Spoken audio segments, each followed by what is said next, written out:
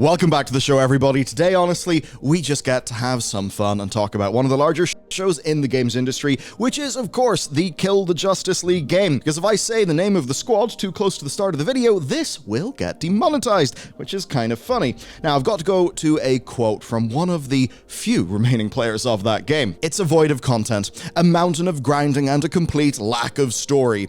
That is what Forbes' Paul Tassi said, and the reason why we're doing today's video is the first season dropped. And basically, as everybody expected, it turns out that after the fairly middling response to the big box launch of the game, well, now they are trying to settle in to do their big live service launch. The problem is, though, the Joker's here, nobody's laughing, and also, not that many of them are playing.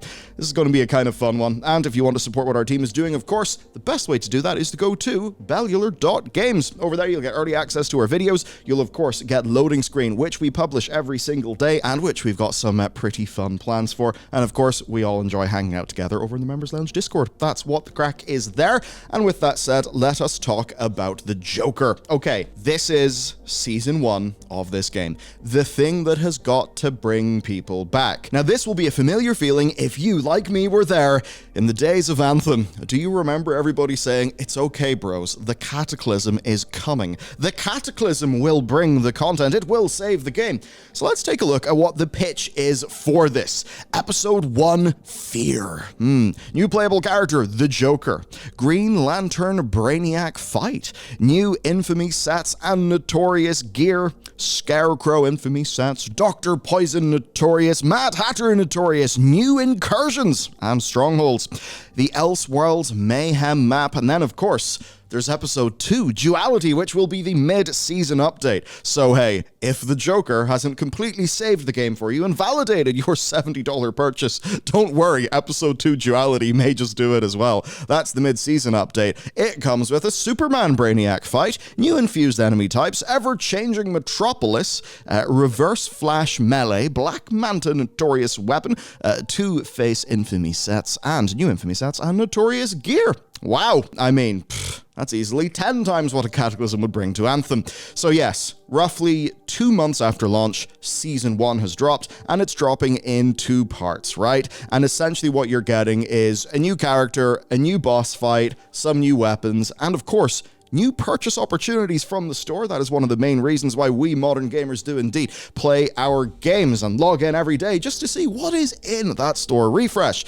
This is not nothing in terms of content, but it's also not a massive overhaul. As much as I joked about the Cataclysms in Anthem, this does seem to be a smaller than Cataclysm style event. But it does have one thing that the Cataclysms didn't, and that is a brand new Battle Pass. It has got 70 tiers of skins, color swatch options, voice lines, premium currency, portraits, and banners. There are no purchasable weapons, power, any gameplay enhancing kits, and you actually do get enough coins in the Battle Pass to buy the next Battle Pass, which is something that we like, and they've also done another thing that we like. The Battle Pass does not expire. This is being done in the style of Halo Infinite, and as much as this is a game that we kind of joke about, because it's a game that exists from really a bygone era, it took too long to make, and now they've basically came out with a game that would have been in date 5+ years ago, but a good thing is still a good thing. And them doing their battle passes in the way that Halo Infinite does them is genuinely good, because it means when you make a purchase, you actually have the thing that you purchased, and it's not just going to run away because there's a new season. Joker then. Well, Joker, as it turns out, is a separate purchasable option for expedited access without having to unlock him in-game. So you could definitely see that as a bit of FOMO. It's a little bit closer to what Overwatch was doing initially with its characters. Obviously, though, separate purchase. I don't like that it puts a bad incentive there, saying, hey, you could grind it, or you could just get it right now. And that does put a bad incentive in as regards to the grind. The problem is, though, with all of this content, it's not been the reversal. I normally try to say something dramatic, like this has not been the reversal that Rocksteady wanted. Maybe I could say the storm clouds of declining player numbers are appearing on the horizon or something stupid. But no, I don't really think anybody expected this to do much. So Paul Tassi over at Forbes, who is basically, he's a live service Game Boy. He plays a lot of his Destiny, and that does actually mean that he's worth listening to for this, because this is not really the main game for me. this is a game that should be targeted at the sort of person who will just want to play Destiny forever. So he said this: "While I was not exactly expecting the new Joker season to save the already failed game, I was not expecting it to be one of the worst live launches I have seen. It's void of content, a mountain of grinding, and a complete lack of story that was promised to continue after the abrupt ending of the campaign." So yes, that is not particularly great. So yeah, your Joker is available for free, but initially it was kind of unclear how you got him, and it turns out you've got to reach level 35 on a Diablo-style seasonal track, and then you've got to defeat the Brainiac boss. And this is something that is separate from other progression models in the game, and it required you to replay old content with existing characters. Now, I know that the Brainiac is included in this game, and it would be presumptuous for any of us to think that we would know more than them, given they're playing with the Brainiac, but it doesn't seem like a very smart idea to say, hey, there's a big new exciting season, you can go and play the Joker, you know, you can think about Jared Leto and Mark Hamill playing the Joker, but no, you've got to grind. That just seems like an absolutely perfect way to just kind of slap your players on the face with a big sloppy wet fish as soon as they log in to the exciting new season of their superhero adventure. And that's why you get the likes of Absolute Disaster, who thought it was a smart idea to lock Joker behind Mastery 35. Only reason they did this is so you can pay for him. And indeed, if the Joker ended up being a very fun character to play and everybody got the Joker when the thing came out, maybe they'd start having fun. And maybe that will be good for the player numbers. But of course, no. Now, you might be wondering then, what about the story? Because the point here is there's some continuing story. Well, it turns out that's happening outside of the video game. Yes, there are no story missions. The season starts with a motion comic, though, that explains the Elseworld plot for Joker being in the game, and there's a cutscene when you unlock him, and some minor dialogue. And you can also, of course, watch the motion comic outside of the game. And that does mean that we can all enjoy the brand new handcrafted narrative of Suicide Squad, Kill the Justice League for free, which, is a remarkably kind move for our good friends at Warner Bros. To do. Isn't that great? And this is going to be particularly rough because for some people, what they were actually enjoying, what they kind of were wanting, is more of the narrative missions. Because obviously in a game like this, yes, there's grinding for better loot and stuff, but it's a superhero game. You want your various heroes and villains to be interacting with each other, right? You want interesting scenarios. You want the writers to really look at the movesets, the powers of each of these heroes and villains, and then come up with a really creative way to sort of do an episode of the narrative. Just like a really good episode of Stargate SG-1, where you're using the mechanics of the Stargate and blah, blah, blah, blah, blah. You're just excited and happy as a fan because they've adhered to the rules of the universe, adhered to the characters that you know, and you've just been really taken care of. That's what people want from something like this, and it's not happened. Here's somebody who did play. Season 1 of Suicide Squad launched, and it comes with Joker as a playable character, but I guess in order to unlock him, you've got to grind the same missions until you reach level 35. Then, once you do, you get a reskinned Lantern boss fight and a cutscene, and that's it for content, which really is a kind of daft thing. Now, getting into more of the nitty-gritty here, before launch, the developers were quite keen to emphasize the Diablo-like nature of this game, with build crafting being a core component of the end game, but in a way you could say they've went a little bit too close to Diablo without exactly being Diablo. And it's funny how close some of the problems are. As an example, players are saying there's not enough inventory space because none was added despite there being a new character with new gear. The player base are also not keen on the entire build design and how that's basically got to change to adapt to the specific elemental damage, basically the elemental challenges of a season. And to be honest, if you want to make me be less interested in a game, just give me colors of damage and colors of shields. Like the combat of Hogwarts Legacy with its speed ramping, you're almost getting some like Jared Butler, Leonidas, but when you're swinging around with your little wand, and that's all kind of cool. But it lost me as soon as it started saying you should use red damage to deal with the red shield or whatever. That's kind of boring, and certainly in a game like Diablo, that seems honestly like anti-fun. Now let's talk about the Joker. Let's talk about Funny Boy and what he's going to be bringing. He has traversal mechanics that are a rocket-powered umbrella. That's sort of the main differentiator with him. He gets a selection of weapons, of course, that are available to other characters that complement some grenade-based special things that he does. I mean, it's different than a Call of Duty operator, which is mostly it's a cosmetic thing. But yeah, new super, same guns. I don't think that's what people necessarily wanted, and it's quite funny because at least if you go to the Avengers game, people were surprised that the Avengers had pretty good combat. That there were aspects of that design that were pretty good. Now, obviously, it failed as an overall game experience, but it does seem that even the strengths that a game like the Avengers one had are not necessarily as present here. And I think that just goes straight back to the reaction we all had at, I think it was E3, where you just see all the characters going around with guns and you get bored. So that essentially means there's not a massive incentive to play the new Joker. There isn't really story or anything like that. And also, this is not Arkham Joker, right? This is not him because of obviously the sort of conceits of this game. And that means that, well, you probably want some new story, some things to actually make this Joker really great, but they're just not getting that. They're not really getting those great interactions with the existing team. Here's a quote: "Harley has history with Arkham Joker, so getting past her initial gut reaction to our Joker and accepting him for who he really is, it's going to be hard for her." That's what Rocksteady said.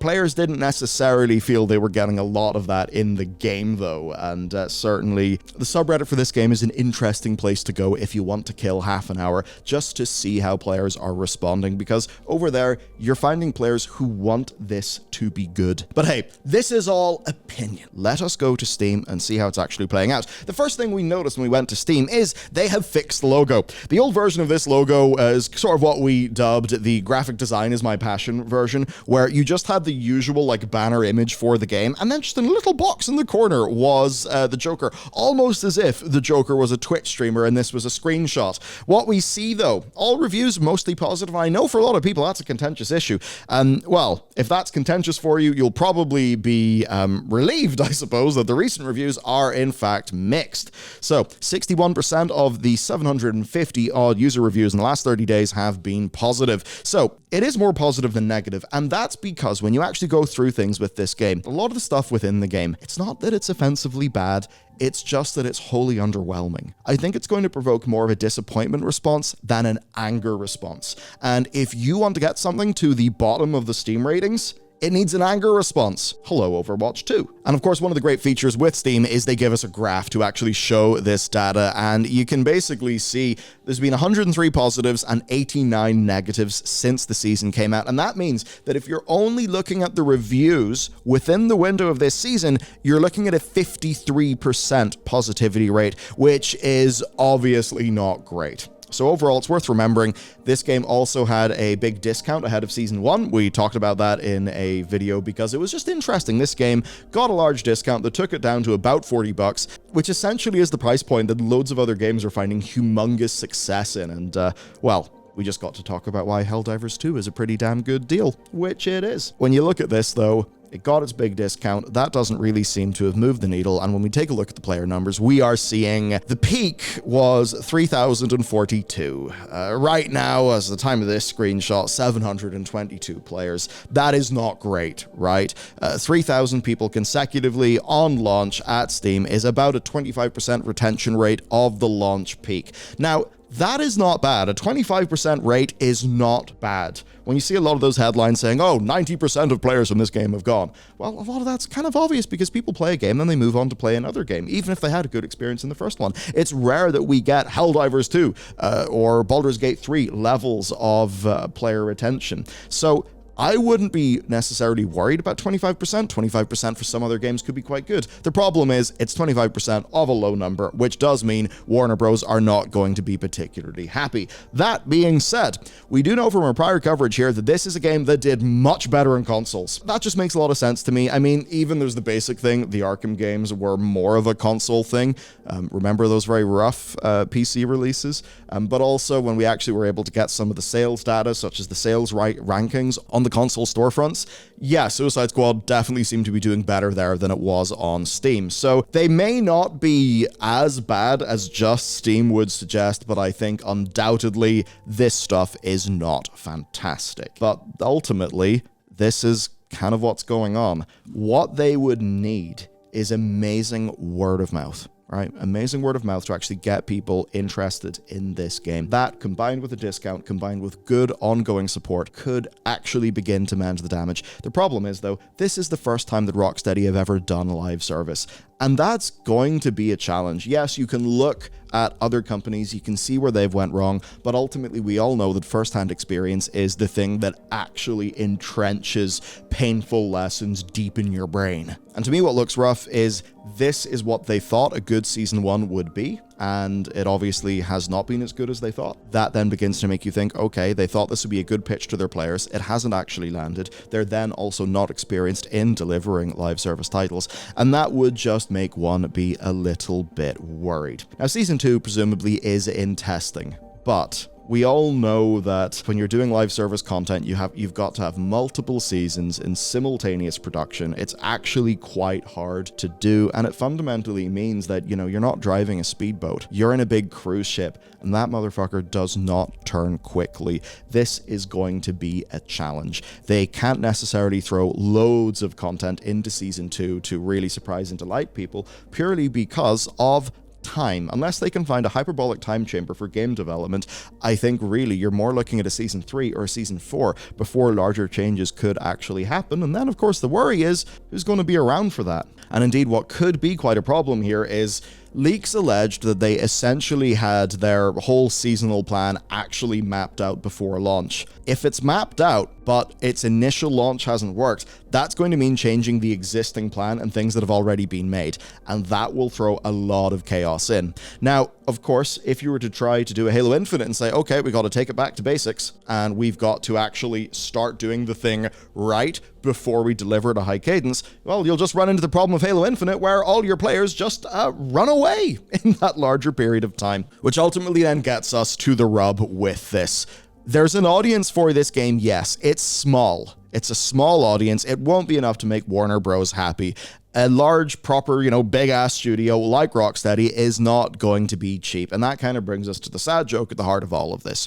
Warner Bros. Has been saddled here with a live service that's openly being talked about as a disappointment, and they're not in a position where the game has got so few players that they can just straight up kill it. And that means that rather than be presented with a clear situation that warrants a clear response, they are presented with a dilemma. And dilemmas are much harder, especially for big corporations, to navigate through. They gave players one Battle Pass token, so they, had to produce at least one Battle Pass, but they also were promising all of that post-launch content. So the problem is then, do they do that? Because if they do that, they're probably going to be burning a lot of money. I mean, at the end of the day, a big company like this, they will somewhere have a chart. And that chart will show revenue as it's coming in. That chart will show player numbers. That is going to be a really goddamn depressing chart. So do they just, out of obligation, do a year of content or 2 years of content, knowingly just setting dollars on fire? Of course, when money ain't cheap as well. Are they going to do that, or are they going to kill it? If the game had no players, and again, there's console numbers that are probably larger than we would think, but we don't know. But still not enough to make any of this profitable. Do they just kind of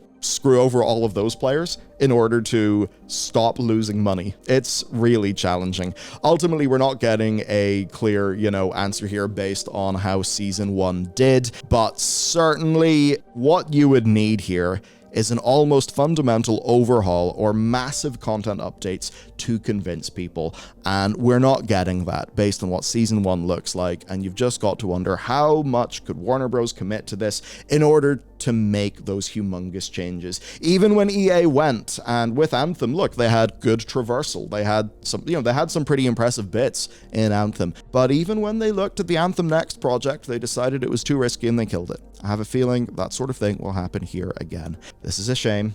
It would be great if maybe they just decided to make a bespoke $40 live service that didn't have to worry about the full single-player campaign with its super expensive cinematics and all that, and they could just make a game designed to be replayed. Or if they could just go and make older school style of game. Yes, the likes of Spider-Man 2 is extremely expensive to make, and maybe that only makes sense for a group like Sony, but I'm sure there are ways to make a game like that based on Rocksteady's great experience making similar games that, sure, while they would not spawn an infinite money glitch live service, would probably make money. I don't know. It's weird. But anyway, that's my take on it. I'd love to hear what your guys' experience has been. Personally, I mean, number one, because I am a rat in a cage, I am playing World of Warcraft, but what I'm more excited to play is just more Helldivers, because, man, that game is awesome, and sorry, Joker, you can't compete. That's it from me. Have a brilliant day, and I'll see you again tomorrow.